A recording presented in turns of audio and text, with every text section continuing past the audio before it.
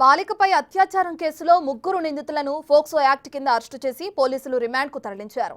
Bathukamma celebrations కోసం ఇంటి నుంచి వచ్చిన బాలికలను ట్రాప్ చేసి ముగ్గురు నిందితులు అత్యాచారానికి పాల్పడ్డారు. ఇక అనంతరం ముగ్గురుని సికింద్రాబాద్లో వదిలిపెట్టి నిందితులు వెళ్లిపోయారు. దర్యాప్తులో ముగ్గురు అత్యాచారానికి పాల్పడినట్లు పోలీసులు తేల్చడంతో ముగ్గురిని రిమాండ్కు తరలించారు. మరింత సమాచారాన్ని మా ప్రతినిధి సాగర్ అందిస్తారు.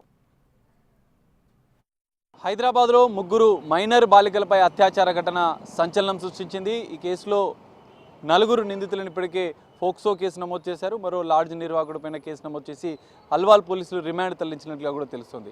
అయితే ఒకసారి చూడొచ్చు, అల్వాల్ పోలీస్ స్టేషన్ల పరిధిలో ఇటు తల్లిదండ్రులు మిస్సింగ్ కేసు ఇవ్వడంతో ఈ ఘటన బయటకు వచ్చింది.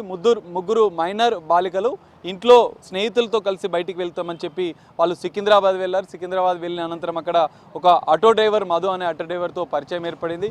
మాయమాటలు చెప్పి మరో ఇద్దరు స్నేహితులను పిలిపించి వారంతా మొన్న సాయంత్రం వాళ్ళని యాదగిరిగుట్టకి తీసుకెళ్ళినట్లుగా కూడా తెలుస్తుంది. అక్కడ ఓ లాడ్జ్లో వాళ్ళు రాత్రంతా ఉన్నారు. వారిపైన ముగ్గురు మైనర్ బాలికలపైన అత్యాచారం చేసినట్లుగా కూడా పోలీసుల దర్యాప్తులో తేలింది.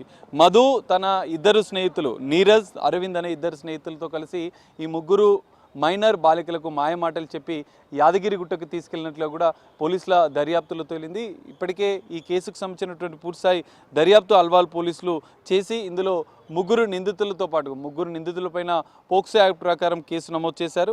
అనంతరం లాడ్జి, ఎందుకంటే ఎలాంటి ఆధారాలు ధ్రువపత్రాలు లేకుండా లాడ్జి ఇచ్చిన నిర్వాహకుడి పైన కూడా పోలీసులు కేసు నమోదు చేసినట్లుగా కూడా తెలుస్తుంది. అయితే అమాయక బాలికలను ఈ విధంగా ట్రాప్ చేసి ముగ్గురు బాలికలను తీసుకెళ్లిన ముగ్గురు నిందితులకు సంబంధించిన విషయంలో కూడా ఇంకా దర్యాప్తు చేసినట్లుగా కూడా తెలుస్తుంది.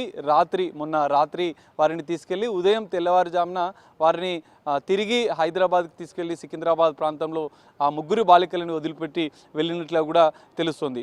తల్లిదండ్రులు మొన్న శనివారం రోజు రాత్రి అల్వాల్ పోలీసులకు మిస్సింగ్ కేసు కూడా ఇచ్చినట్లుగా కూడా తెలుస్తుంది. ఫిర్యాదు చేశారు. ఫిర్యాదు ఆధారంగా కేసు నమోదు చేసుకున్న అల్వాల్ పోలీసులు వాళ్ళ ముగ్గురి మైనర్ బాలికలపైన ఒక బాలిక వద్ద ఫోన్ ఉండడంతో సికింద్రాబాద్లో వాళ్ళ ఫోన్ సిగ్నల్ ఆధారంగా వాళ్ళని ట్రేస్ చేసినట్లుగా కూడా తెలుస్తుంది.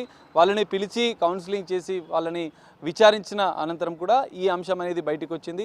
ఆ ముగ్గురు యువకులకు సంబంధించినటువంటి విషయంలో కూడా పోలీసులు పూర్తిస్థాయి దర్యాప్తు చేశారు. సో వాళ్ళు ఈ అమ్మాయిలని ఇంతకు ముందు పరిచయం లేకున్నా కూడా సికింద్రాబాద్లోనే వీళ్ళు పరిచయం అయినట్లుగా కూడా పోలీసుల దర్యాప్తులో తేలింది.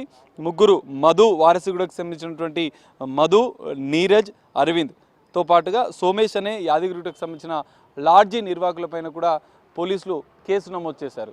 సో అమాయక అమ్మాయిలను, బాలికలను ట్రాప్ చేస్తూ ఈ విధంగా అత్యాచారం చేస్తున్నటువంటి అంశాలపైన కూడా ప్రజలు కొంత అప్రమత్తంగా ఉండాలి.